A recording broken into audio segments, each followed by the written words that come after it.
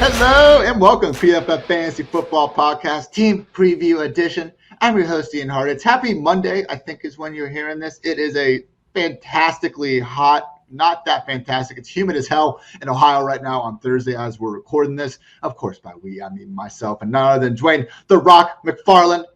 Dwain, we're talking Los Angeles Rams today. This is a great team. We talked AFC West last week. Now we got the NFC West. My God, man, like we got through the AFC South divisions of the world, and not saying there weren't some fun teams to talk about there, but once again, just one position group after another, one high-end fantasy relevant player after another. I love it. It's a good time. Points are fun.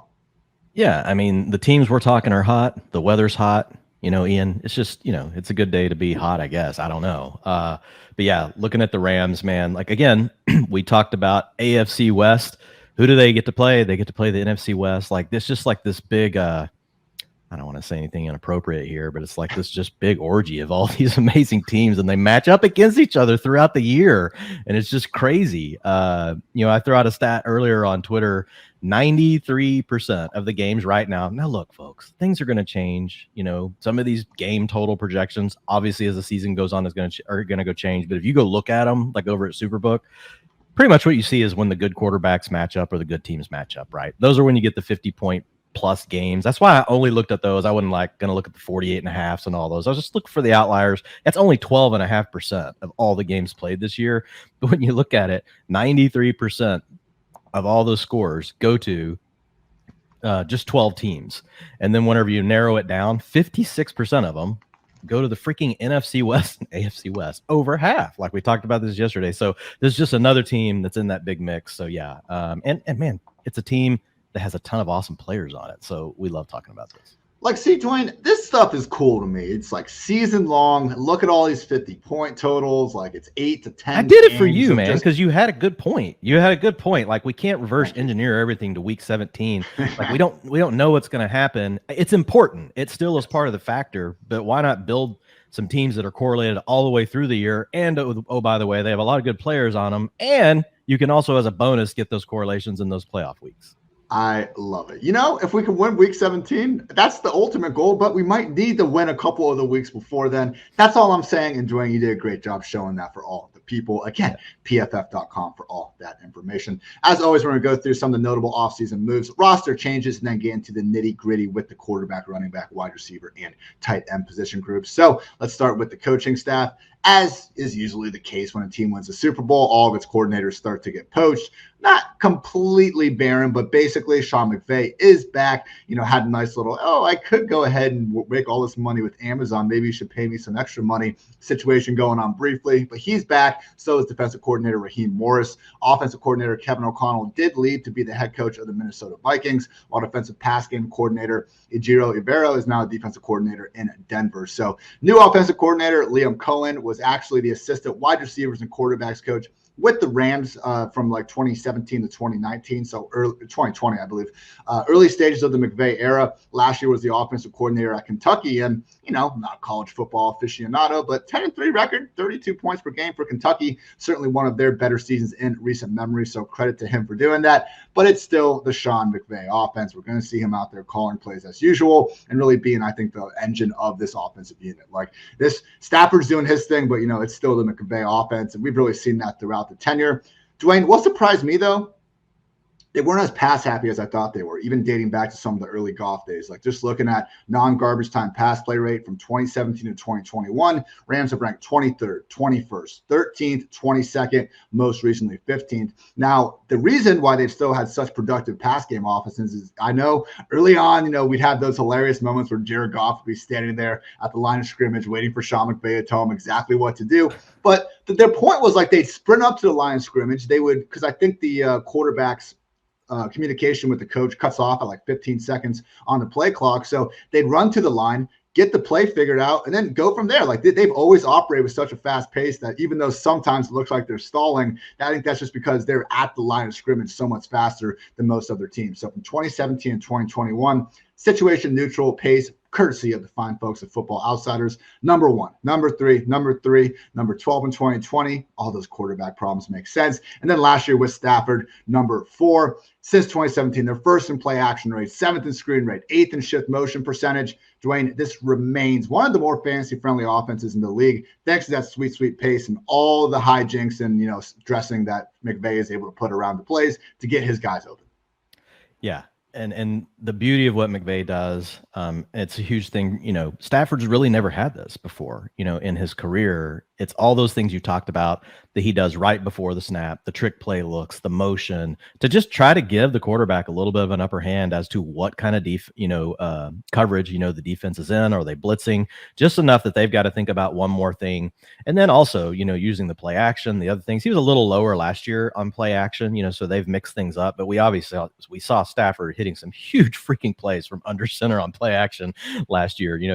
A lot of them, it looked like a boot where Stafford would just wait, and then just heave it like over like once two safeties. Once you see like Stafford wait and then crow hop, like I'm expecting it to be like that old Mike Vick Gatorade commercial where like the ball just sails out of the stadium. He has a bazooka, man. Yeah, for sure. You talked about the pace and the splits. A couple things there. Last year we did see the Rams fall to -1.5 plays per game, just regulation plays. We always get rid of overtime because, folks, we can't predict overtime as much as we wish that we could. We can't. The 3-year average is 63.4 plays per game, and the Rams were 1.5 below that. The 2 years before, they had ranked 3rd and 8th, 4.6 above and 2.5 above. So I do wonder, is there a chance that we actually get a little bit more pace back with the Rams, this year? Over the last 2 years, 2 years ago, we saw 65.9 plays a game. Last year was 61.9. The 2 years before that were 68 and 65.9. So it'd be nice, if we could see them back up around that 65 range. But when you're being so efficient like they are, I think that's part of what comes into the equation. The other part is, just their ability to be leading more in games. They led more last year than really what they had led. In the previous years. They led 37% of the plays by 4 or more. That's 10% above the NFL average. But to your point, if you look at them when trailing and passing, 70% versus the league average. So that's trailing by 4 or more. In close situations, so within 3 points, they were above the league average, 66% versus 60%. But then once they get the lead, passing the ball 52% of the time versus the NFL average of 51% of the time. These are all 2021 data points. So yeah, it's a situation where they like to throw the ball, to get ahead. But even when they're trailing, they still will stick with the run enough because everything in the offense is all set up so that everything looks the same. You hear this with the Kubiak offense, the Shanahan offense. McVay's offense is very similar. A lot of the same types of things, just you get more 3 wide receiver sets than the heavy sets and condensed things that you see with Shanahan. So there is a chance that we could see, the pace increase, for this team this year. And I think that gives some, as weird as it is to say, it gives everybody in the offense a little bit of potential uncapped upside that we haven't thought about. Now, obviously, folks, we'll talk about Cooper Kupp in a minute, but saying Cooper Kupp has that upside from what he already did last year, it would be insane. But I think overall as an offense, we could see more plays this year. And the floor here is fantastic. Even if we don't get that upside, we're fine. McVay has yet to lead a Rams offense that's finished lower than 11th in total yards. 2020, when we had the worst version of Goff ever, basically, and he was also hurt. That was the only time they finished outside the top 11 scoring offenses. So fully expecting this to once again be a top 10 offense in scoring and in yards. And with all those, aforementioned NFC West, AFC West matchups going on, expect plenty of shootouts to hopefully keep their foot on the gas as much as possible. Let's go through some of the personnel changes. Not too many to go over here. I know there are some big contract extensions and things of that nature, but for the most part, it'll be the same parties out there that were on the roster last year. But running back Sony Michel did sign with the Dolphins in free agency. Man, 208 rush attempts and 21 receptions last year. I don't think we maybe remembered quite how big of a factor he was in this offense during the second half of the season after Daryl Henderson was injured. Obviously did see Cam Akers and then Henderson come back and really take over the backfield once they were able to in the playoffs. Also, wide receiver Robert Woods traded to the Titans in return for a 2023 6th-round pick. Just a great, 5-year career with the Rams. 5,111 total yards, 28 touchdowns, all the while working as arguably the single best blocking receiver in football. Otto Beckham Jr. remains an unrestricted free agent, but Dwayne, you brought this up, how our dear friend of the podcast, Sigmund Bloom, coined the phrase, the constant drumbeat throughout the offseason.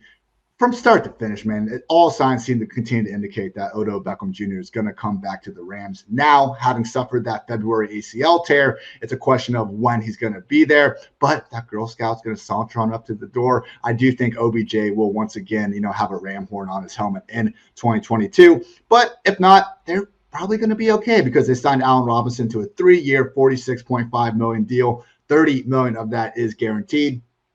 Yes, A-Rob turned 29 in August, coming off easily the worst season of his career, but we'll talk a little bit more later about why, he shouldn't exactly be blamed fully for that. And finally, blocking tight end Johnny Munt signed with the Vikings in free agency to continue to work with ex-Rams OC Kevin O'Connell. Only skill position player added in the draft was Notre Dame running back Kyron Williams in the 5th round. Unfortunately, already suffered a broken foot in the offseason. Obviously, the fantasy track record of players not selected inside the top 3 rounds is not good.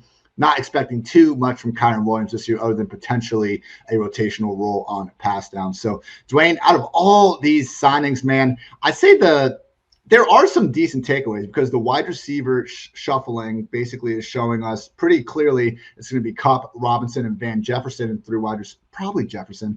It's going to be Kupp and Allen Robinson at the top of the pecking order, and then losing Sony Michel and really not making any sort of moves in free agency or the draft to add extra competition. It's Cam Akers and Daryl Henderson right now at the top of the depth chart. And, 3 months ago when we were talking about this, I think if we would have told ourselves 3 months ago, talking about this backfield, they were not going to add really anyone of substance, I think that would have surprised us. Yeah, and especially even not just bringing Sony Michel back. I think, that's Right. something that we were just kind of being open to. So yeah, I think those are the appropriate things to look at. We've really got a chance, for this backfield. It just isolates down to Akers and Henderson.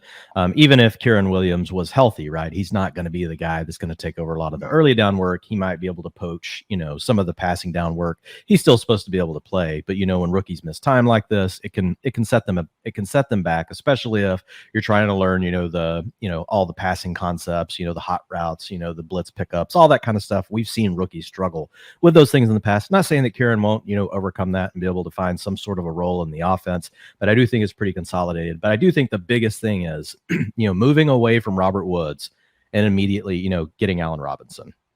And I think that just says a lot because they like Robert Woods. This is a team that really loved Robert Woods. Now, this is a team that takes good care of their players, but they will just immediately move on. We've heard Sean McVay used to talk about how much he loved Brandon Cooks, right? And then he moved on from Brandon Cooks. So to me, though, it's a statement. I think they believe that Allen Robinson is an upgrade over what they had with Robert Woods. And we saw some nice years from Robert Woods. So yeah, I think those are the key things to be thinking about, as we jump into, the different positions and potentially how they might project. It's a good point, man. Like, he moved on from Todd Gurley in the midst of freaking 2018 when Gurley had 21 regular season touchdowns. They're in the playoffs, and he was active, man. I'm sure Cowboys fans remember Todd Gurley and C.J. Anderson going for well over 100 yards. Oh. I remember after that game, too, it was one of these things where, shout out Next Gen Stats. I remember they had a stat showing like Todd Gurley had more runs against the Cowboys where he hit like 20 miles per hour or whatever than like he had at any point all season. And what happened the next 2 weeks? He basically worked right alongside, if not behind, C.J. Anderson. So, yes, we've seen Sean McVay give some of the most fantasy-friendly workloads out to, like, wide receiver. We had the stretch of Tyler Higbee for a bit, like Todd Gurley, C.J. Anderson, all these guys. But he's also been really quick to change that over the years. So we will keep that in mind as we go through these positions. But, Dwayne, let's start off with the reigning Super Bowl champion himself, Matthew Stafford. Really just completely changed the entire, his entire legacy, if you will, in one season, going from the guy that didn't even have a playoff game to someone that just had a pretty much not perfect, but a pretty freaking awesome playoff stretch there. You can talk about the dropped interception against the 49ers. How about talk about Ben Skronik dropping a touchdown against the 49ers and what that happened with like 9 minutes left in the game? Like, just all the, like, people, we're all wrong. In every facet of life, we're going to be wrong. Like, it's okay, but just because you make a mistake doesn't mean you need to spend a long really long ass time making that same mistake. Like Stafford came to LA, he balled the hell out, he won a Super Bowl. Like it's very reasonable. Plenty of smart people did not think it was going to happen, but it did. So chill out. Like the revisionist history still trying to go on with Matthew Stafford is crazy with me. And there were some low moments, particularly in the regular season. If you look at him among 44 quarterbacks with at least 100 dropbacks, 9th in PFF passing grade, 7th in QB rating, 9th in big time throw rate,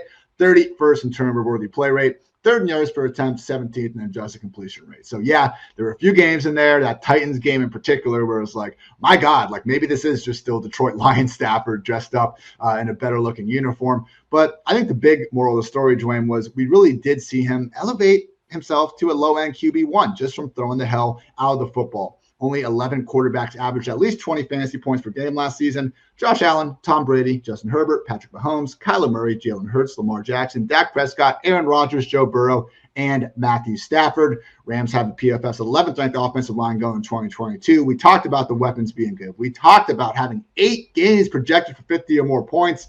Dwayne, Stafford's my QB 13, right behind Aaron Rodgers, ahead of Kirk Cousins and Derek Carr. I feel like we need to keep an eye a little bit on that. They're not even calling it a surgery. It was an offseason procedure. He got like a shot in his elbow that's supposed to help him long term. Keep an eye on that. But he's going to be 34 in week 1. That's very reasonable at the quarterback position. We said all those things already about this offensive environment. I don't think there's much of a concern here about Stafford having this like dropout terrible season, albeit I don't know if he has true top 5 overall upside. How do you feel about that QB 13 ranking? I moved him ahead of Aaron Rodgers just because, like, Aaron Rodgers has Alan Lazard, Sammy Watkins, Randall Cobb, Christian Watson, Robert Tunyon. You're not wrong. It's just listen to yourself. It's scary to say, but you said. Yeah, I know, but we've seen Aaron Rodgers here before. We've seen Aaron Rodgers with banged up teams finishing as, we've seen him finish outside the top 12 QBs. So for me, I like Aaron Rodgers better as a player, but if he just had even one good receiver that we knew for sure that he had, right, that he could lean on. There's a lot of ways the Packers offense could go this year, and Aaron Rodgers is still he'll play well, but how much can the supporting staff, how much the cast, right, how much can they really support him towards any kind of upside ceiling, in our projections? That's the trouble for me with Aaron Rodgers. Like, yeah, he might finish as QB 10, but this is not a year where I think Aaron Rodgers, all of a sudden we're going to look up and be like, oh my God, look, he's QB 3. Right. And I'm not saying we are with Stafford either, but I would give him more of a chance because he's got Cooper Kupp, he's got Allen Robinson. Tyler Higbee is better than Robert Tunyon. I think across the board, I think basically any Rams receiver that went to the Packers right now would be a starter. Okay, fine. Jefferson. I'm sold, Dwayne. We're going with Stafford over Rodgers. Like, we're going to be that podcast now. Thanks. All right. Hey, hold on real quick. What about, because I hear you there. We're talking Stafford, Rodgers. What about when we start looking at Stafford versus Trey Lance, Dak Prescott, Russell Wilsons of the world, even like the Burrow, Tom Brady? Like, now, if we're talking QB 12, I think that's a pretty good spot. Again, he was QB 11 last year, fantasy points per game, but does he have that top case outcome? We said it yesterday when we were talking through the Broncos about how Russell Wilson, if everything goes right, he could legit finish like QB3. Do you think that's potentially there for Stafford? Yeah, so what I've done with my ranks, and I've been jotting down notes over like the last 3 days as I've been going back through them, and I'm going to go in and do a bunch of updates on Friday. I had actually to redo my quarterback tier where I'll have Trey Lance at QB 11. And then really a tier with Stafford, Rodgers, Carr, and Cousins all together. I really feel like they're all just kind of in a tier together. Now, any one of them could jump up and finish up above Dak, Russ. Like, even some of them could compete with a guy like Joe Burrow. Like, that's all in the range of outcomes. We've talked about Derek Carr and Kirk Cousins really being the arbitrage plays, on Tom Brady and Joe Burrow. Yeah. I kind of feel the same way about Stafford, and Rodgers, as much as he may not have, the weapons, it's hard for me to push him down really any further than that, just because he is Aaron Rodgers. So that would be the tier, but I would have Trey Lance above them. So what's going to happen is it'll be Brady, Burrow, Russ Wilson. Then I have Dak Prescott, and then it's a little mini tier of like this huge freaking upside of Trey Lance, and then back to Aaron Rodgers, Derek Carr, Kirk Cousins, Stafford, Aaron Rodgers, Derek Carr, Kirk Cousins, and then one more upside play, Justin Fields, And man, I know this isn't a Deshaun Watson podcast, but like Jesus, like I don't know what to do. I know. You just keep moving down. I know, that's what I keep doing. I don't know what for sure to think about all the stuff that's going on, like setting aside like what he did, but just like what is it legally all going to mean? I don't know, but I'm with you. I just keep moving him down. And I've got Deshaun Watson like a spot below Justin Fields at this point. I understand if people just don't want to draft bad I get it too. People that they perceive to be bad. If you just want to do that, that's fine. It's supposed to make you happy, right? Playing fantasy football, like we do it to win. We do it to, a lot of us are trying to win money and other things too. But at the end of the day, like you want it to bring you some freaking form of joy. Yeah. So like do whatever that means for you. Yeah, exactly. Go for it. I easily ignore the off the field stuff regardless of position and just try to pick the best player. But again, not something I'm going to make a big stand on. With Justin Fields, I wonder, Dwayne, I like the tiers too, but like to me, I think Fields should go above Cousins and Carr, below Rodgers and Stafford. They're all close. It's weird. I think when it started, I had him and Lance together. Sorry. Right. But we don't want to go that high. And I understand why. But then it's like, okay, Stafford, Rodgers, Cousins, Carr, they for sure fit together good. I'd even say we could put Jameis at the bottom of that tier potentially if we wanted to be a little more optimistic about what he could do this year. With Fields, though, man, I wouldn't put Jameis just because, I don't think he's done it consistently enough to be in that tier with those guys, but on an optimistic range of outcomes, like of the spectrum, yes, that's the tier he would jump into. I would agree with that. Okay. So this is not a Chicago Bears podcast, so we don't need to go into the whole thing with Justin Fields. Is it, or is it a Saints podcast, or is it, Matthew Stafford. So he's our QB 12. We're on the same page? Yes. Okay. QB 12. Matthew Stafford, QB 12. Guys, can we get a better backup quarterback than John Wolford? I feel like they've just been ignoring this throughout really the entire McVay era. Just some of the guys we've seen back up Goff and Stafford over the years. I don't know. Okay. Too. Yeah. Wolford's had maybe a good half here and there, but Stafford goes down all of a sudden. This team, I don't know if they're going to be Seahawks level bad, but like if there was ever a team that's been, built to be stars and scrubs, it really is this Rams team. And if you lose a star, will mean a lot more than I think, and maybe somewhere else. So anyway, let's talk some running backs now. Cam Akers, Daryl Henderson, Kyren Williams, and Jake Funk. That's the running back room right now. And we got Williams out with a broken foot, and surprise, surprise, Daryl Henderson is dealing with a soft tissue injury at the moment. So Cam Akers, what are we expecting here, Dwayne? I don't overly care about the lack of efficiency in the playoffs. If you look at the teams he played, other than the Bengals, those were all top 10 run defenses. The Cardinals, the Bucs, the 49ers. It was rough. Go ahead. And the whole team was bad. It's not like it was just Cam Akers. Like no one was rushing well in the playoffs. Exactly. So that was not good. I'm more concerned about the change in usage throughout the playoffs because we saw Akers come back in week 18, just got him a few touches. It was like, hey, you're back. It was a great story. Cardinals game comes around and they use him in the rotation. He looks really good. Like that first Cardinals game, he caught that long pass from OBJ. He was making some plays in the receiving game. I know they don't show up in his yards per carry, but that was his best game. That second Cardinals game in the playoffs. Buccaneers game, rough, fumbled, I believe, twice in that. But he had like an 80% plus snap rate. After that, he went down, actually worked behind Sony Michel in the NFC Championship game. Comes back in the Super Bowl, though. He played 37 snaps, 13 carries, 4 targets. Daryl Henderson, 21 snaps, 4 carries, and 5 targets. Sony Michel, mostly on the back burner with just 7 snaps. So, Dwayne, I don't think we're going to see Akers get this Todd Gurley role, even like the 2021 Daryl Henderson, Sony Michel role. Like these guys were not leaving the field.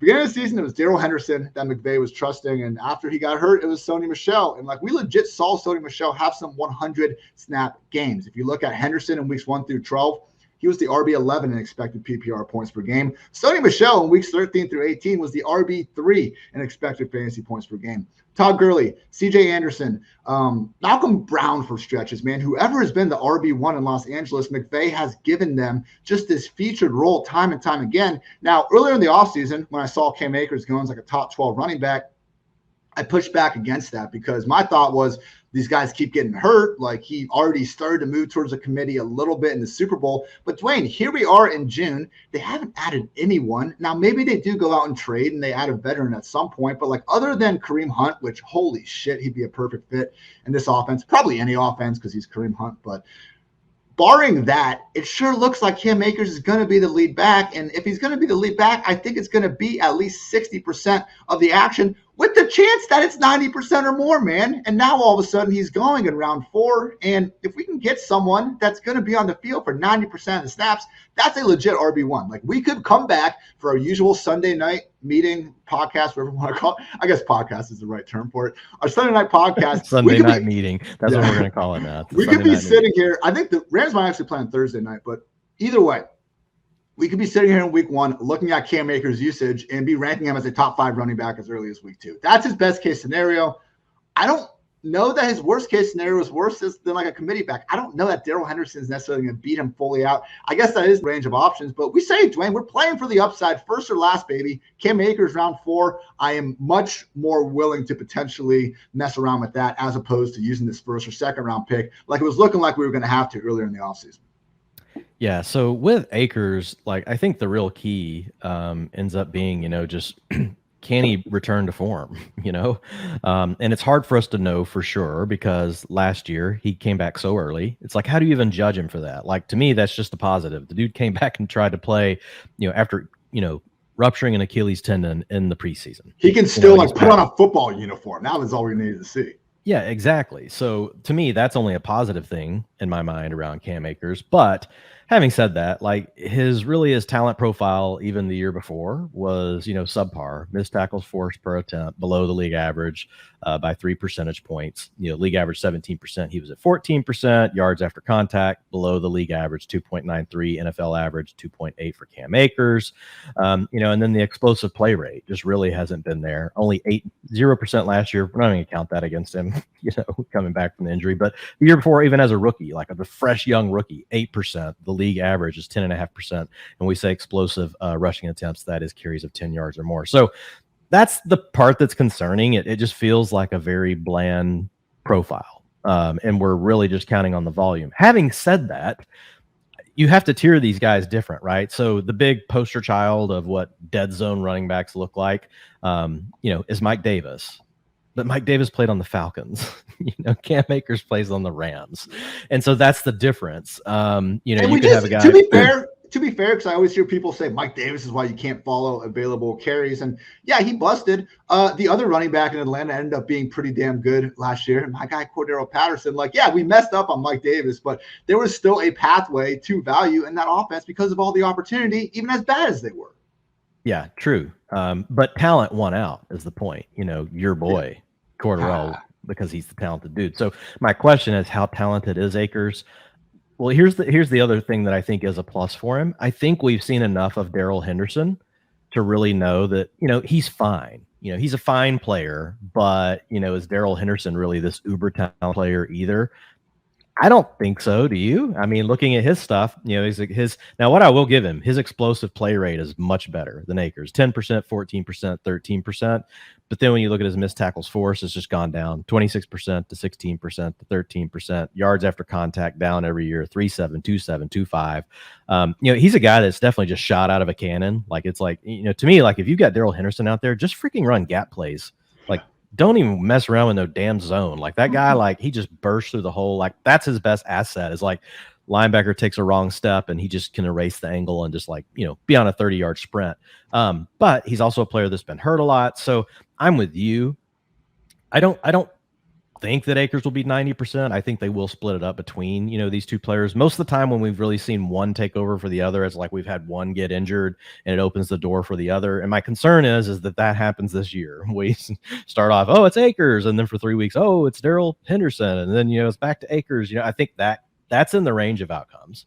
Yeah. But overall, yes, I think Akers in the 4th, if it's what someone, really wants to do, go ahead. And the other thing is, man, again, back to the schedule. It's a good team, and we've got the Rams. They play 8 games this year right now that are projected for 50-plus points. And look, I don't think any of these are going to change unless the quarterback gets hurt. They get Buffalo, they get the Cardinals, they get the Cowboys, They get the Bucks. Dude, they get the Bills and the Bucks when they're not even part of their non-division opponents. Which is just, nuts. No, well, they did get the NFC South. So sorry, but Tampa Bay happens to be in there. Then you get the Cardinals again. You get the Chiefs in week 12. You get Green Bay in week 15, and then you get the Chargers in week 17. So it's like, I don't know, man. And then mixed in there, you still get to play. You're going to play the Broncos. I mean, not the Broncos. You're going to play the 49ers, who are another good offense twice. You're going to play. There's another good matchup that they got. I don't even remember what it was, but like they have a ton of good matchups where they're going to have to keep scoring points. So if we could, Dwayne, we know they're not going to go away from running the ball. They're going to run. So go ahead. What were you saying? If we could take our favorite running back into the league, so in my case, Cordero Patterson or Duke Johnson, and guarantee them the starting role in one offense, wouldn't it be the Rams? Oh man, it's one of the top ones for sure, man. Like looking at the running backs in the league, I tried to quickly run through the teams, like the guys that just have a chance to play 90% or more of the snaps. Not saying it will happen, but a chance. Najee Harris, Saquon Barkley, Christian McCaffrey, James Conner, Dalvin Cook, Leonard Fournette, maybe Travis Etienne, and maybe Cam Akers. Like Cam Akers is the cheapest running back available right now that has overall RB1 usage upside. I agree with you. I don't think he's quite good enough to maybe beat out Jonathan Taylor, even with like a bunch of touches and stuff. But there's a reason why I had him ranked incorrectly over Jonathan Taylor last year, and it's because of this damn workload, man. Yeah. So here's the thing, and we've covered it all. We've just talked through it all. I think there's a wide range of outcomes for Cam Akers, but I think what you're getting in the 4th round, he's still young enough. He's going into year 3. I mean, I have doubts about his profile, but at the same time, I have to also give him a benefit of the doubt that he played hurt last year. Yep. Right. And so all we have is one data point of a rookie season, and you can't necessarily just hold that way against the player. Like Cam Akers could come out and play a lot better this season. That's also in his range of outcomes. So for me, unlike some players where when they profile the way he does, I'll just go ahead and avoid them. He plays in the Rams offense, and he's still young enough that I want exposure. And we've talked about the schedule, all the points they're going to have to score. Like, it's just, I agree with you that he's one that I don't mind saying we could look up, and we're week 15, and we're like, wow, Cam Akers already has 15 rushing touchdowns. Yeah. Like, he's in an offense that can support it. So, and we could be looking back and like, wow, why did we not take the workhorse RB1 on the Rams in round 4 when we had the chance to? I had him like RB20, I think, going into the article. I bumped him up to RB16. I think we should take him one spot ahead of Travis Etienne. I would take him ahead of Breece Hall, Ezekiel Elliott, David Montgomery. I still take guys like Alvin Kamara, even with the suspension stuff looming. There's a chance it just gets pushed back, and like we'll be ranking Alvin over Akers once he's ready to go. Nick Chubb, Javonte Williams, Joe Mixon. I'm taking those guys over Cam Akers. How's that kind of spot for him sound, Dwayne? Right now he's going off the board as RB18 on Underdog, so I'm 2 spots ahead of that, which I'm fine with. I've got him ranked 18. Okay. So right at that. Yeah, I have ETN 1 spot ahead just because, man. So here's what I would say: in a standard league, you want to take Akers first. I think it's fine. Yeah. In a PPR, man, it's really hard for me to pass Travis Etienne just because, like, I just have these dreams of like 100 receptions. You know what I mean? Like that alpha kind of not necessarily getting 80% of the touches on the ground, but he could really turn into that CMC type of role. Even what we saw from DeAndre Swift last year, and that was the comp that you used on ETN the other day, which I thought was perfect. So I've got ETN and Breece Hall right above him, but at the same time, I don't have any issue with Akers. I might. I honestly, I thought about moving Akers just below James Conner and just saying, what's the difference between James Conner and Cam Akers? I don't know that there's much of one, is my thought. And so I have Conner and Chubb, then Breece Hall, or then ETN, then Breece Hall, and then I have Akers. It's almost like, does Akers just really fit up there, just under Nick Chubb, right? And then it's Breece Hall and ETN. Like, I think you can make an argument for that, but we're close. We're really in the same range. That Akers, ETN, Hall tier is just guys that we don't quite know what we're getting, but the upside is certainly there, and I'm fine, going for them over guys like Zeke, Montgomery, Dobbins, Mitchell, guys I'm a little more confident we know who they are. A lot of good things for Cam Akers. I think we need to echo those for Daryl Henderson. Now, we talked a lot about him already on our Q&A pod. Appreciate you guys sending those questions in. Again, we'll definitely try to knock out more of those as the summer goes on. But for me, man, Daryl Henderson, we talked about Melvin Gordon and Michael Carter. He's kind of that guy too. Like, there is a good chance that Henderson can give us I don't know, 10 to 12 combined carries and targets per game. Flex in a great offense that you don't love, but you can put him there on a bye week if needed. And if something happens to Cam Akers, we do have evidence that McVay will give Henderson this massive workload. Again, when Henderson was the starting running back for the Rams weeks 1 through 12 last year, he was the RB15 in PPR points per game and the RB11 in expected PPR points per game. Those numbers have room to move up as well, particularly if we see them. Man, like some of the receiving usage he was getting down the field in the Super Bowl and throughout the season, like I'm not saying he's Austin Eckler, but he has a higher ceiling as a pass catcher than I think maybe we're giving him credit for. Well, we gave him a 46.6 PFF receiving grade. So well, his usage. Maybe I got to go back and watch the film. But no, his 65% routes per drop back in games where he played at least 10% of the snaps. And I put that rule in just to get rid of games where players don't play. I mean, that's just part of like the way when I run my algorithm, Ian. When I'm scraping the data. /copy paste the data.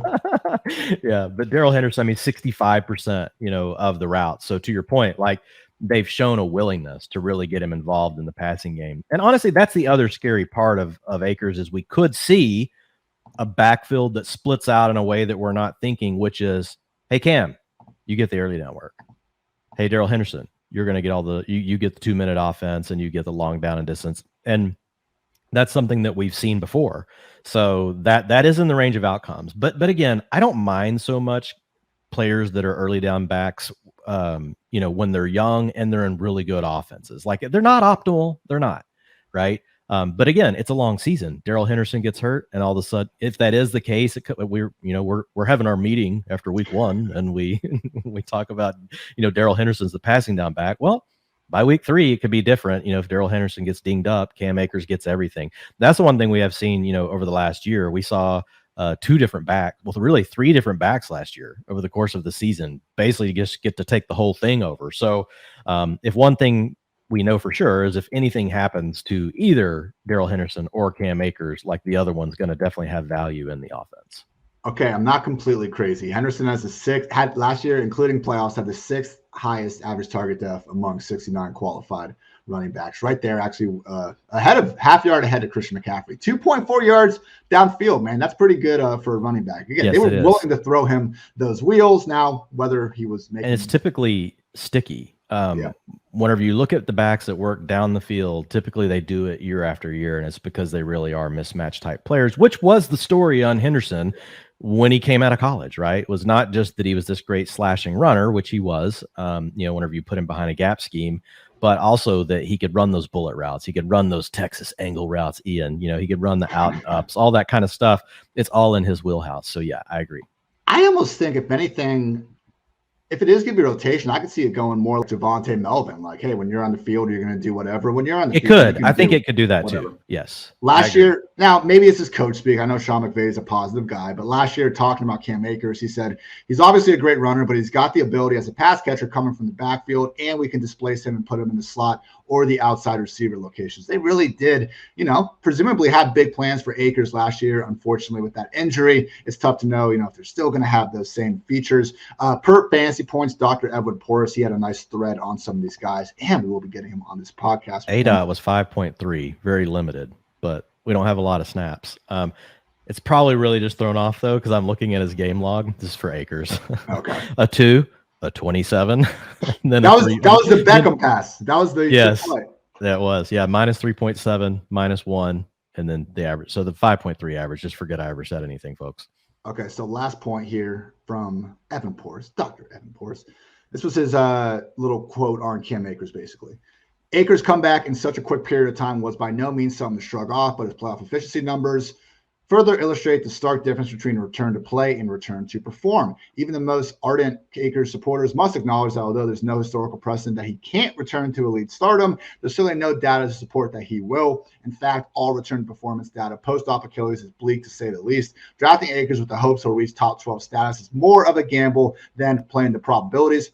And I feel like that's what we just talked through, Dwayne. No, I would not draft Akers as a top 12 running back, but he still has that in his range of outcomes, particularly the way the depth chart is setting up. And when we can get him really closer to his floor, which I heard another fantasy points star, Graham Barfield, point out, like he really is being priced closer to his floor, just relative to that ceiling, which is a legit top 5 running back.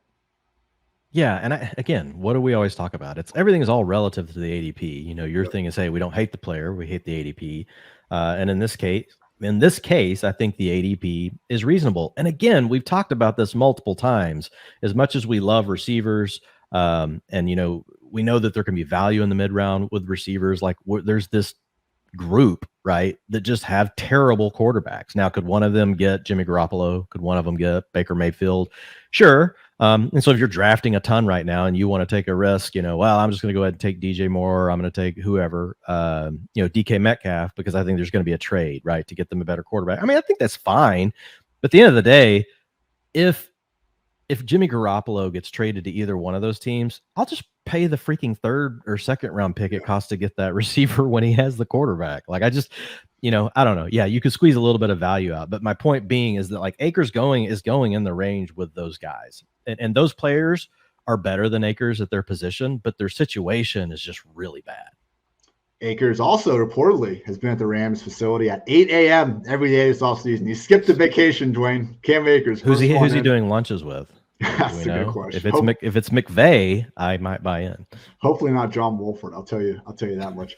Hey, if they traded for Kareem Hunt, Dwayne, and McVay goes, oh my God, I saw that tweet. I didn't respond because I didn't want to make Cam Akers mad because I like Cam Akers. Let's say they trade for Kareem, and this is a completely hypothetical scenario. They trade like a third rounder for Cam Akers and McVay for Kareem Hunt, and McVay's like, we wouldn't be trading this like if we didn't envision Kareem being our every down running back. He could be like the RB1. Dude, if that happened, Cam Akers would immediately drop to like an 8th, 9th round pick. Yeah. Kareem Hunt would be pushing 3rd round. And then as we got more and more stories, the hype train could just like unleash. But like he would immediately move to the ETN Breece Hall range where they're going. And we would be hitting draft every single time. Yeah. But because he's truly, look, as much as, we like Cam Akers, appreciate, what he's done. He's not on the same plane when it comes to, now again, Akers is young. We haven't got to see, the full career or anything, to be fair to him, but Kareem Hunt, man, top 5 back in the league, getting up there in age. So it's like, I would love to see him, get an opportunity to have like an every down role, but golly, that he would be amazing in this offense. We'll give a quick shout out to some of our sponsors. Underdog Fantasy, the best place to play fantasy football this summer. And their Best Ball Mania tournament has $10 million in total prize money. And the best part is you just draft your fantasy football team, and that's it. No waivers, no trades, no in-season management. Underdog gives you your best score each week of the season and the highest scores at the end of the year. When the champion of Best Ball Mania last year drafted in June, so there's no time like the present to join Underdog and take your shot at $1 million draft. Plus, Underdog is going to double your first deposit up to $100 when you sign up with the promo code PFF. Also, if you play just 10 of those dollars using promo code PFF, you get a free PFF subscription. So what are you waiting for? Head on over to UnderdogFantasy.com or the App Store. Play $10 with code PFF and draft your Best Ball Mania team today. The wide receiver one from last year, Cooper Kupp. Stop with the who's going to be this year's Cooper Kupp. This is pissing me off more than like anything I see on fantasy Twitter lately. He just had the most productive fantasy season ever from a wide receiver. Okay, take out week 18, then he was second behind 1995, I believe, Jerry Rice, who had like 2 additional fantasy points ahead of Cooper Kupp. Fine.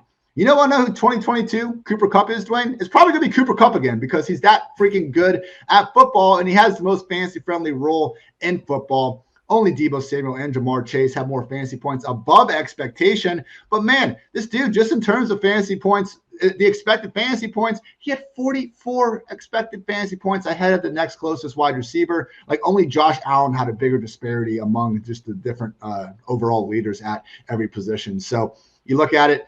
4th Triple Crown winner of the last 50 years, I believe. We had 1990 Jerry Rice, 1992 Sterling Sharp, 2005 Steve Smith, and now 2021 Cooper Kupp. Again, I can just go on and on with these absurd stats that paint him as the best and most productive wide receiver in all of football at this point.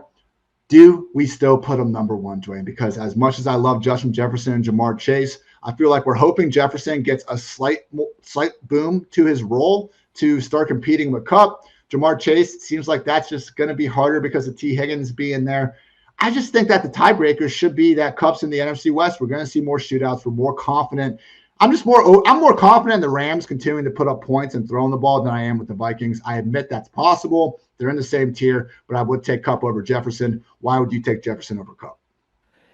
Well, the big thing is, like, as much as we love Cooper Kupp, I don't think he's ever going to score that many points again, and I, even going back and like watching all the plays, like defenses, like you guys actually might want to think about covering Cooper Kupp. Like, good God, like, especially early in the season, it got, there wasn't as much of it, late in the season, but a lot of easy touchdowns, a lot of easy big throws. Now, again, part of that is McVay, part of that Stafford, part of that is Cooper Kupp being good enough to, read coverages, know how to manipulate defenses and, the different route combos they've got. So I don't want to take any of those things away, but I think he and Justin Jefferson will end up being really close. And at the end of the day, if someone wants to take Cooper Kupp over Justin Jefferson, they can. I'm just looking at Jefferson having 2 elite seasons, as a young player, only 23.2 years old going into the season. He's just stacking up huge things. So, I still want Justin Jefferson as my wide receiver 1. Now, saying that, whenever I drafted from the 2-hole and the hard way draft a couple of weeks ago over on Football Guy, over on FFPC, I actually took Cooper Kupp at the 2. Because of what you talked about with the schedule. And so, like, and you can easily come back from that spot and not have to reach for all these stacks, but just because you can get the AFC, NFC West thing, man, like, it's easy. You can just sit there and be like, okay. And I did it. I was like, okay, Deebo Samuel. Okay, Javonte Williams. Okay, Mike Williams. Twist my arm, Yeah, it's so easy. And the schedules correlate across all those guys. So you're going to get these crazy, insane boom matchups. And that was the tiebreaker for me there. So look, really, I have them in the same tier. I'm going to mix them up. I do believe in putting Justin Jefferson first, just because what he's done in the first 2 years of his career is, like, it's pretty elite. Like, it's really rare to see a player do what he's done. So I think, he's going to be the reigning number 1 for a while. Jamar Chase will, eventually challenge him. Maybe CeeDee Lamb will have something to say about it. Stephon Diggs, we love you too. So just thinking through all of those things, I have Jefferson 1, but again, I've already taken Kupp, at the 2 before with Justin Jefferson on the board. So I would never argue with anyone that says it. You brought up a good point where, look, we're in a ton of leagues, Dwayne, but for some of our listeners that are just in one league, we were previewing the Panthers. We did say that Christian McCaffrey would be our number 2 overall pick if we are in only one football league. Would you still agree with that over Kupp and or Jefferson? So for me, that's how I have Jefferson ranked number 1, is if I only got to do one team, me personally, I would take Justin Jefferson. But if I'm getting to mix it up and I'm getting to do different things, I'm going to mix, all 3 of these guys in. And again, it's just because the profile that we've seen with Jefferson being so elite over the first 2 years, I consider that just as strong of a data point as what we saw from Kupp in his huge season last year. And here's the thing, folks, remember, Cooper Kupp has already been a wide receiver 4 before. When I say wide receiver 4, not tier 4, the number 4 wide receiver. I think that was 2 years ago, Ian, that he was wide receiver 4. Sounds right. So, he also does not have a shabby, he came into the league a little bit later. So that's why he, 29.3 years old. A lot of people think, he's old, which I guess 29 is old in football age, but it's not like he's been playing since he's 21. So, he does have 2 top 5 finishes already on his resume. Bro, I remember like watching Cooper Kupp go off early in his career, but even then, man, like you said, last year in the first half of the season, it was like, how many of these touchdowns were just wide open? And I'm sure he has something to do with that, but it was hard for me to like put him with other guys that are putting up similar numbers just because of how easy it looked for times. But he was starting to just go the hell off in 2018. Then he gets hurt about halfway through the season, and I think it was during 2018, right before he got hurt. He had that play against the Saints where he had like a 60 or 70-yard touchdown. He broke like 5 tackles along the way. And I was like, oh, okay, we are not talking about a product of the system. We're talking about an absolute baller wide receiver right now. So obviously, and the other thing to remember, I think, is receivers are also more than just what shows up on the field, like flashy plays. Like, this, like being a defensive player, there's a lot of it's cerebral. Like, you've got to be able to do all the athletic stuff, but to have a mind meld with your quarterback where they completely and 100% without a doubt trust you to be the guy in a situation that they're going to go to, they're going to buy that extra second because they know my guy Cooper Kupp's coming open. I know he's going to manipulate this DB this way. He's going to give me this signal, and I know his body language, and I'm going to him. Stafford does it all the time with him, man. If you go watch the film on it, like, Stafford just stares at him half the time. This is first read without looking away. This is like, okay, I'm watching Cooper. Go ahead, do your thing, Cooper. I'm waiting. Wait. Okay, here we go. Boom. Just throw it. And it doesn't matter because like they're perfect. Not to say that's what Stafford does every time, right? Obviously, Stafford does the no looker and looks away, reads other places, comes back to Kupp. But yeah, I think when you look at a player like Cooper Kupp, the biggest thing that concerns you is a jump from a 21. His best adjusted target share, meaning getting rid of games he hadn't played in his career, was 21%. He jumped to 31% last year. Like that's like freaking rare to see that jump. So if there was anything that gave me a slight pause, it's that. But at the end of the day, I don't care because watching those two play together. And so what? Say that number comes down to 27% this year.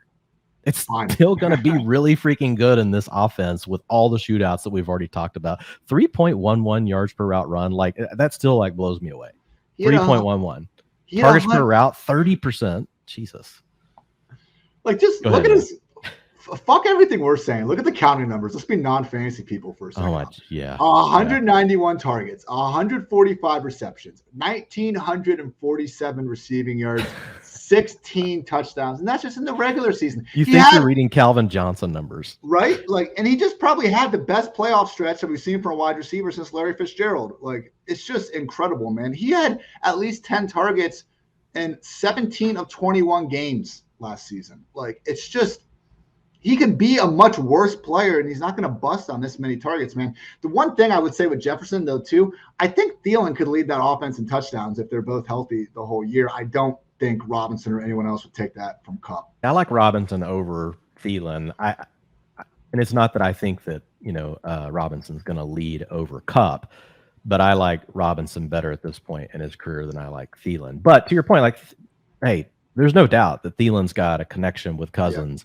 and it's not all just luck. It's substantiated by the number of times he gets targeted in the end zone. It really did dip last year. Like it was like 19%. It was 50% the year before. 50% of the Vikings targets in 2020 went to Adam Thielen in the end zone.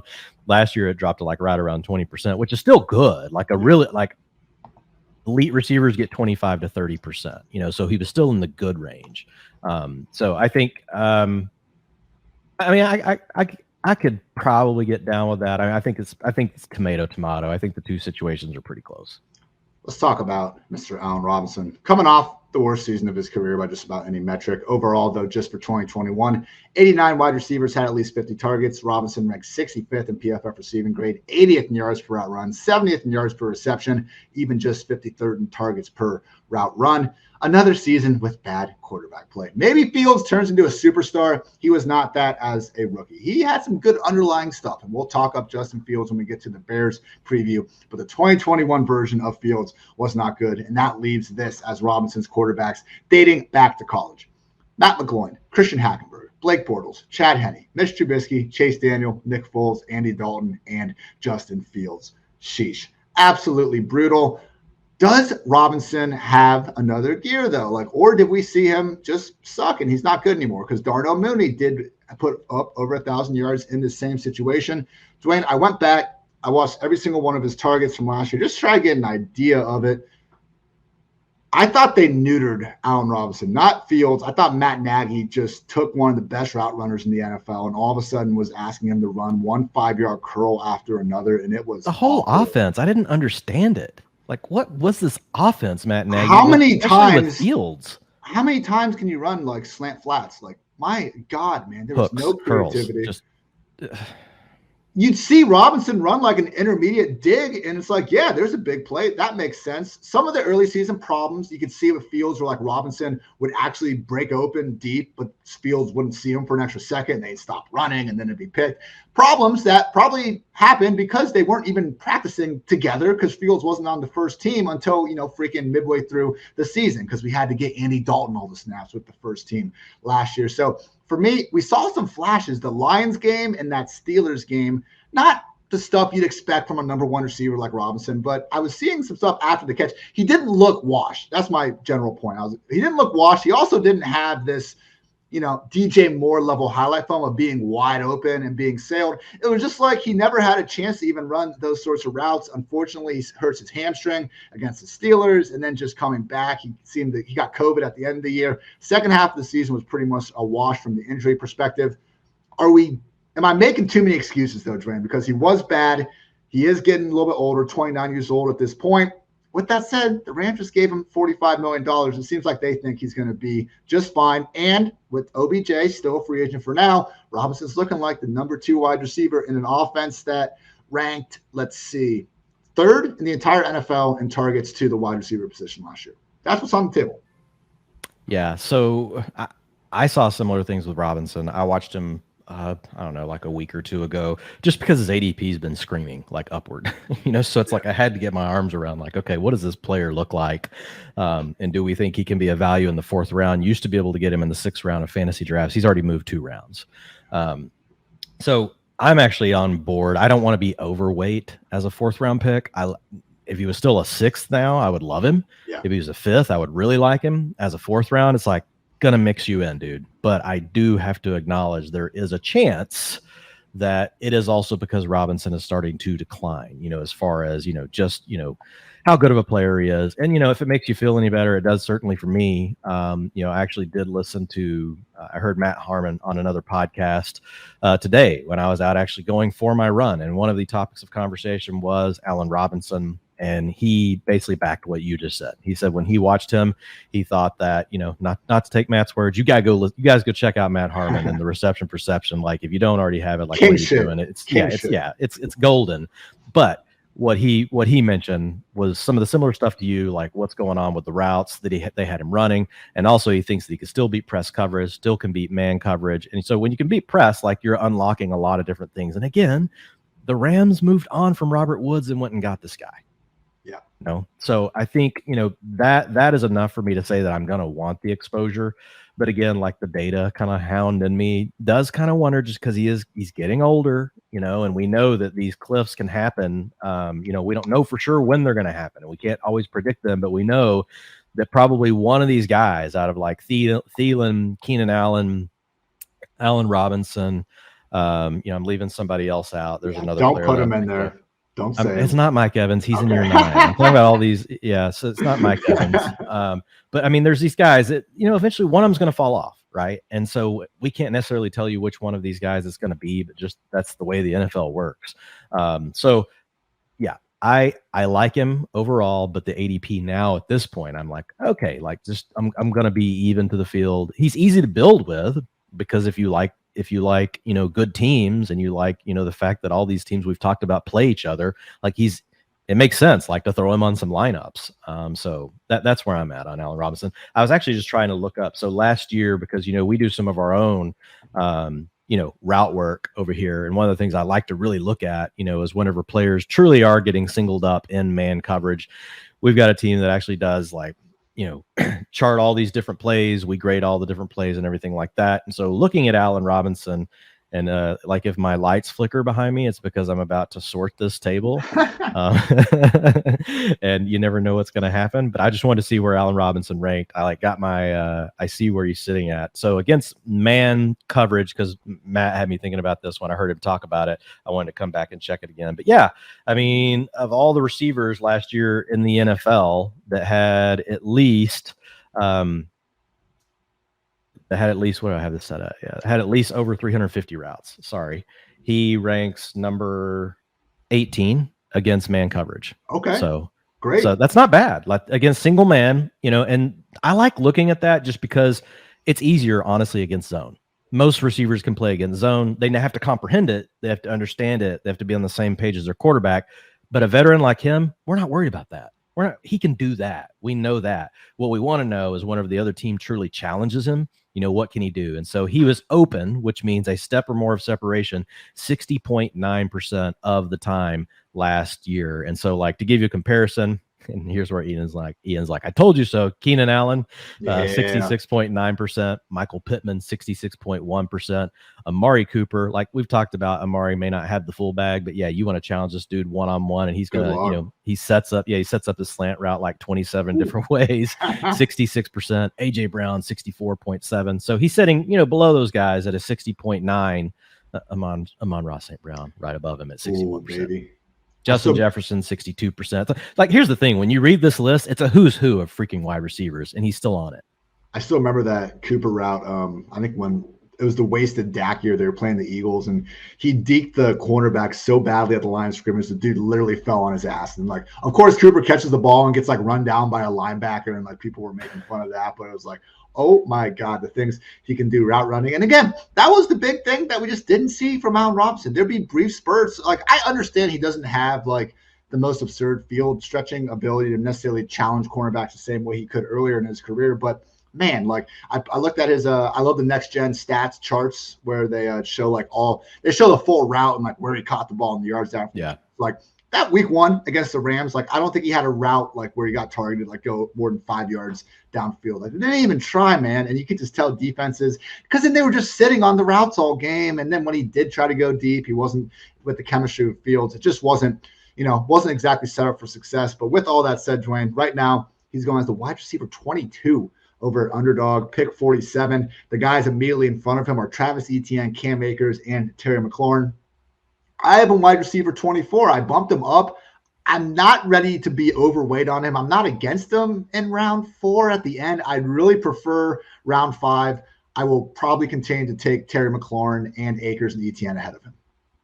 Yeah, we're at the same spot. I have him at 24. I don't want to be overweight, but where I can get it, I will. Now, he is a player that I don't mind reaching a few picks. I'm not going to reach around, but just to make sure I get some exposure to him, like I'm going to do it. But at the end of the day, if you already have Kupp, like that's a nice, you should, and then stack him and Robinson and Stafford, and we're talking big. Yeah, you can easily still get Stafford, and then just like we talked about with all the other AFC and NFC West players, and then you can throw the Bucks and Bills. Like you can do so many things with Robinson where you get to stack good players that also by chance could happen to win you a lot of money at the end of a season. So honestly, Ian, that's the other thing that is pushing him up draft boards, because people are getting hot onto some of what's going on with these schedules just because it's all so condensed.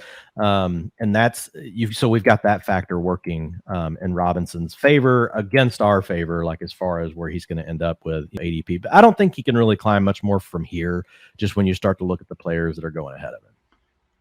Van Jefferson profiles as a number 3 receiver here. Low-key, pretty solid. 50 catches, 802 yards, 6 touchdowns in his second NFL season last year. He will be 26 in July. All these Rams receivers are on the older side, man. I'm not saying it's a negative. Just I'm always surprised to see how old these guys are once you actually look into it. But Rams, 2020, second-round pick. If we want to write off 2020 because, it was a pretty bad season for everyone involved in the offense, go ahead. Did pop off last year. And again, you start watching that Stafford tape, you're going to see Van Jefferson on the receiving end of a lot of those deep bombs downfield.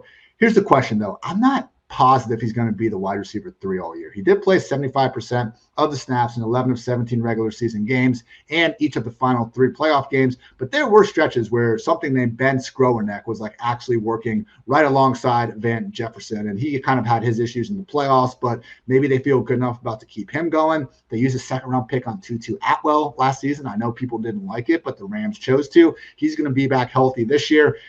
I'm not like he's so cheap. I think he's going like wide receiver 64 over Underdog right now. So it's tough to fully be like, no, you can't draft this guy in round 13, 14. But I just think, man, guys like KJ Hamler, Josh Palmer, KJ Osborne, I think they have better best case scenarios than Van Jefferson. Yeah. So with Jefferson, I did the breakout study a couple weeks ago. And just looking at, what are the commonalities that we've seen? Obviously, the easiest thing is, hey, have you actually been a wide receiver 3 or a wide receiver 2 before in your career? And fantasy points. Fantasy points are still king when trying to predict the next year's fantasy points. Whoa. Imagine comparing apples to apples, what might happen. But what I wanted to figure out is what about players that when we didn't have that? And then they still broke out, meaning they had never been a wide receiver 3 before, and all of a sudden they were a wide receiver 2. Or they had never been a wide receiver 3 before, and they all of a sudden were a wide receiver 1. Like, so what were the things that we had seen in those profiles that, maybe help just give us a little bit of insight. Because a lot of times what happens with those kind of players, they didn't get enough playing time. They got injured. There's just different things, that come in. So you're trying to look at what are some things that could maybe isolate, just help us get a better understanding of talent. And so I really used PFF receiving grade, targets per route run, and yards per route run. And here's what the data says about Van Jefferson. His PFF receiving grade in his first year was a wide receiver 5 worthy grade. His targets per route run was also a wide receiver 5 worthy. If you go to year 2, that actually dipped down to wide receiver 6 for his PFF receiving grade and wide receiver 6 worthy for targets per route run. So based on the data that I have available back to 2011, where I've got all this sort of information, I could take it back to 2006. I need to extend it. But right now I have it back through 2011. My eyeballs were bleeding the night that I was putting all this data together. At some point, you're just like, 2011 is good enough. And but looking at it back to 2011, there weren't any profiles like Van Jefferson that ultimately, came on to hit. Now, he did hit the 68.1 receiving grade as a rookie. So that puts him in that bucket number 2. So from that standpoint, there were a couple guys that we saw ended up hitting. So I would say the way I looked at him as a breakout, I put him, look, it could happen, but it's definitely he's not one of my priority ads because there's several guys that are popping off the screen at me that I'm like, wow, these are the guys that we should be taking in the late rounds. Van Jefferson's after those. Do you agree with the 3 I said? KJ Hamler, Josh Palmer, KJ Osborne, all the KJs, man. Well, Hamler, we don't have enough data to say. We talked about him the other day. I don't have enough data to have a clear picture on him because he didn't hit any of the minimum thresholds. As far as Osborne, he actually profiled kind of similar to Jefferson. They were both really similar. But what I would say about Osborne, I think they're close, but there's a chance Osborne gets to play from the slot again. We don't know if it's going to be Thielen. There's been rumors that it's Justin Jefferson going to play in this. We don't know who's going to play in the slot, in Minnesota. But Van Jefferson, we know, is going to have to play outside. He's going to have to continue to beat, 2 high looks. He's going to have to be able to beat, a better cornerback on a lot of different, not always, but on some cases. So I think there's a potential advantage, for Osborne in that. Who's the third one that you gave me? I know Josh Palmer. Palmer. Yeah, Palmer actually does. Let me look. I'm going to just compare him real quick. Do a little dance real quick, Ian, or something. I'm going to pull up Josh Palmer. Bro, also, I'm just going to list some more wide receivers going behind him that I would take. No, they're close. They're close. Take Jahan Dotson ahead of him. There's yes. Guys. Yeah. We haven't got to that, but man, we did. We talked about Jahan Dotson so long ago. It's I forgot we already did the NFC East to start. That one's crazy. dude's going ADP round 13. He goes 30 picks after Christian Watson. Come on. I don't get it. I was talking about this on Twitter today. I feel like him, Alec Pierce, Tyquan Thornton, Velus Jones, it's almost like if these guys had gone later, if they had gone around later than they did, I think the fantasy community would somehow have a better. Because they're getting the double count against them. It's oh, yeah, it's we don't like the player and the team doesn't know what they're doing. Again, I'm not chastising you dynasty folks or you just NFL draft nerds who pour your heart and soul into this stuff every February through April. That's fine. And it's good to have as much information possible about these guys. But man, when the team tells us how much they love this guy and it's more than you thought they did, that's a good thing for them, not a bad thing. Yeah, and I've spent a lot of time digging into the same stuff, just so that, because I do think there's a lot of really smart people in the dynasty community, and so we want to glean as much as we can from that, and I think we really value it. And honestly, that's part of a lot of the work that I've done, is to also try to us as PFF be able to cater even more, to the dynasty community with some of the research, that I've been doing. But also, I've just, I've saw a lot of cool concepts and just wondered, okay, is that true? What might we do with that? And so, to your point, I think, with Jahan Dotson, when I look at it and looking, just historically, at what players have done, and we've talked about it, it's not a rocket, this isn't rocket science. We don't need any kind of experiment even, really. Most people know, if you're an early round pick, the team just has a vested interest in giving you opportunities to succeed. That means you get more chances to fail. Yep. So it's not, this isn't huge calculus that we're trying to do. It just means Jahan Dotson is going to be afforded a lot of opportunities to end up being successful. And he's in camp right now with Carson Wentz. We've got Terry McLaurin. Terry McLaurin, man, my old is ground. Who knows how long this holdout's going to last.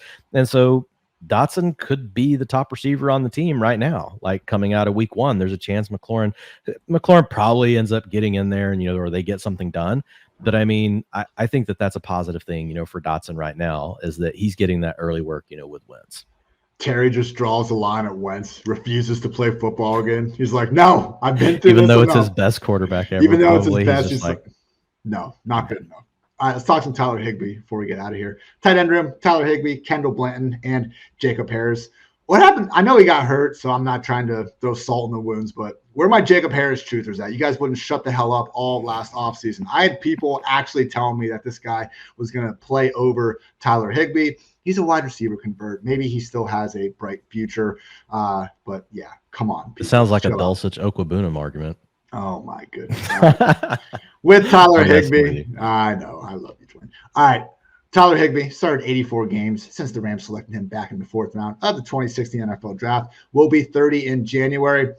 I don't think, and to your point, Dwayne, with these late round tight ends, if you want to go ahead and throw a dart at Alberto because you think he has the higher upside, that's fine. But where Higbee is going right now just seems objectively too low. Like tight end 20 over at Underdog. Last season, he finished as a tight end 13 in PPR points per game, one of just 11 tight ends with double-digit expected PPR points per game.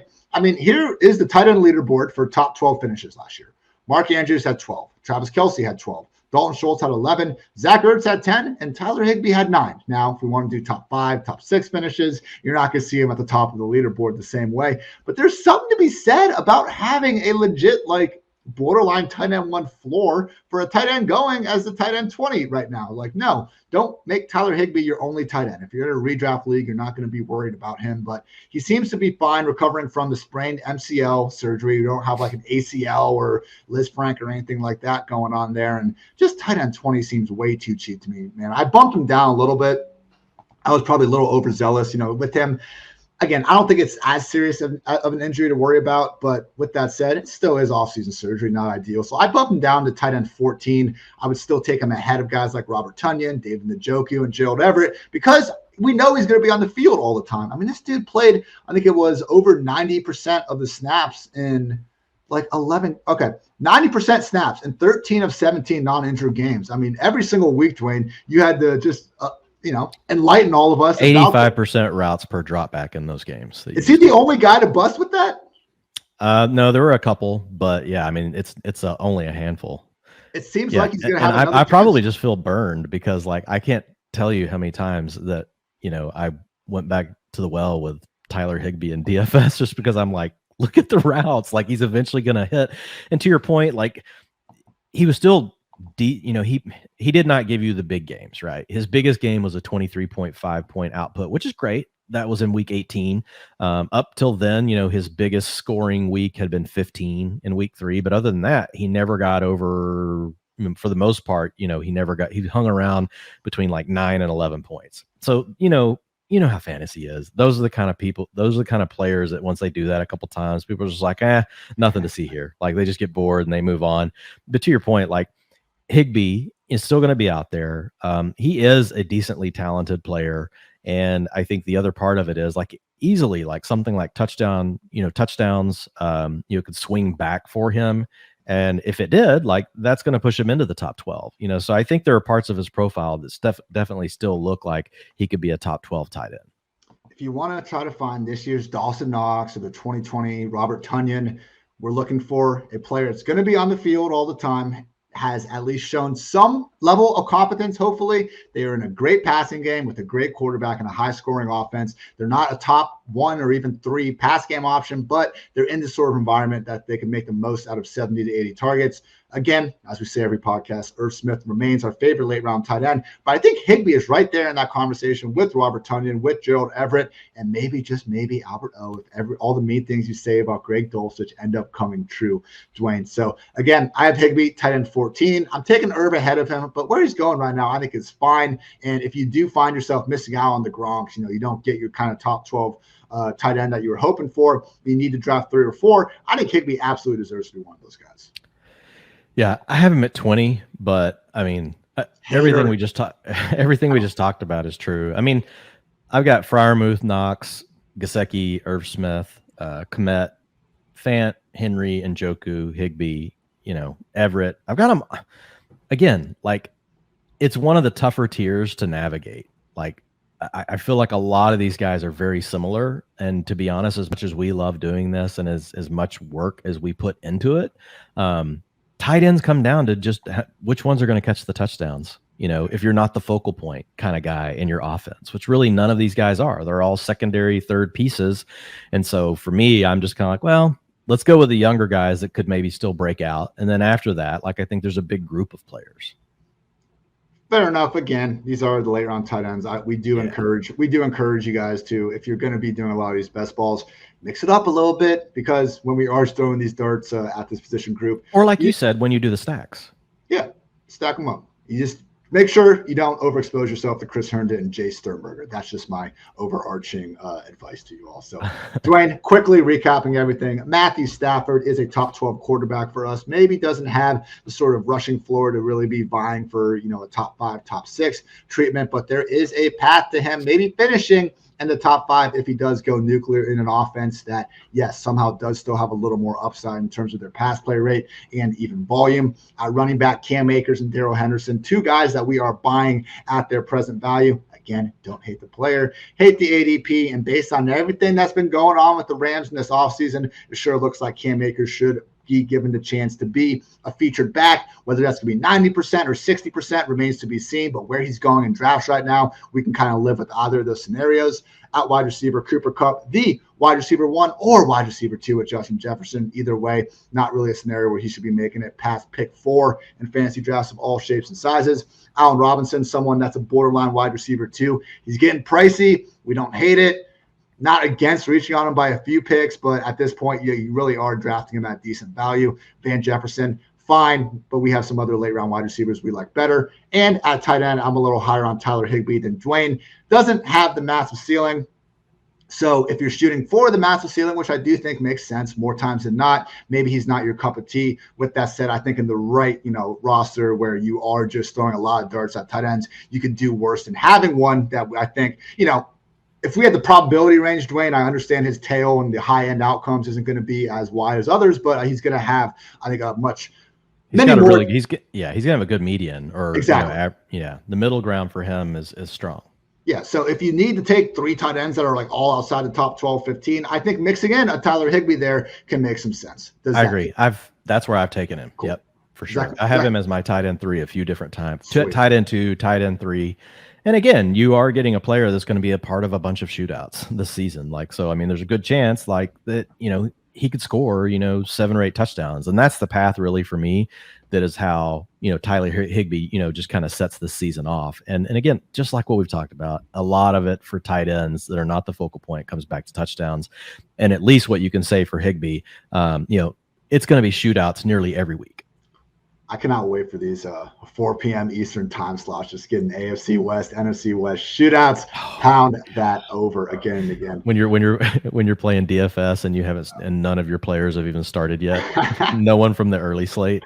Just going to be absolutely terrified if you don't have those guys rostered. Yeah. All right, Dwayne, we will be back tomorrow looking at the Arizona Cardinals. Anything you want to get off your chest before that? No, that's it. I will have another article out tomorrow. This will be coming out Monday. So for those of you folks that will be checking, you're hearing this on Monday, I'll have another article that you'll have up at the site. 2 things. One that just came out today, just really looking at the schedule, some things Ian and I have talked about, focusing on the 12 teams that really make up that 93% of the 50-plus point totals. And then in addition to that, also looking at something like that's really easy to look at that a lot of people forget about. We talk about the talent profile. We talk about how good's the offense they play on. The one thing that I found, is really looking at the routes run per drop back, like what we were just talking about with Tyler Higbee. When you have some of these players, so I'll give you an example, like right here off the top. A lot of people that are worried about drafting CeeDee Lamb at the beginning of the second round, like I'm starting to kind of hear this chatter, this I don't know, 116 targets is his top, and I get it. But the easiest thing to go look at is CeeDee Lamb. You know what his career high in routes run per drop back are? 76% of the time that the Cowboys have thrown the ball, CeeDee Lamb has been out there, right? So now you've got Amari Cooper gone. You got Michael Gallup, might not play until November. You've got a rookie in Jalen Tolbert, and you've got James Washington, the maybe one receiver ever besides like Marcus Wheaton, that didn't hit, as a draft pick for the Steelers. How's he not going to run 95% of the routes? Like the top receivers in the league run 90 to 95% of the routes. So let's say CeeDee Lamb doesn't take a step forward at all. He's just still a 22% target per route run player. You know, his new floor just on the routes alone, based on the Cowboys' volume, their projected dropbacks just using the last 2 years, like he's going to see an additional almost 20 targets just by being on the field. He doesn't even have to get better. He could just be like, no, I don't care. I'm done. I'm not getting better. And my point being, that gives you a new foundation, right? That gives you a better floor. And it's also the new foundation for if he does take a step forward, then what does it look like? And so if all of a sudden his targets per route run jump 2%, but he's on the field 95% of the time, what does his upward range of targets look like? So I'm going to break down the top 10 guys that I found across running backs, receivers, and tight ends that if their routes improve the way we think they're going to, based on the fact what we've seen with their targets per route run, like what does that mean their new median outcome is, and what does that mean for their ceiling? Brilliant stuff, as always. And maybe CeeDee grows another half inch this offseason. Maybe he's going to be like 6'6" by the time week 1 comes around. Who the hell knows? For Dwayne, I'm Ian. Thanks so much for tuning in the PFF Fantasy Football Podcast. And until next time, take care.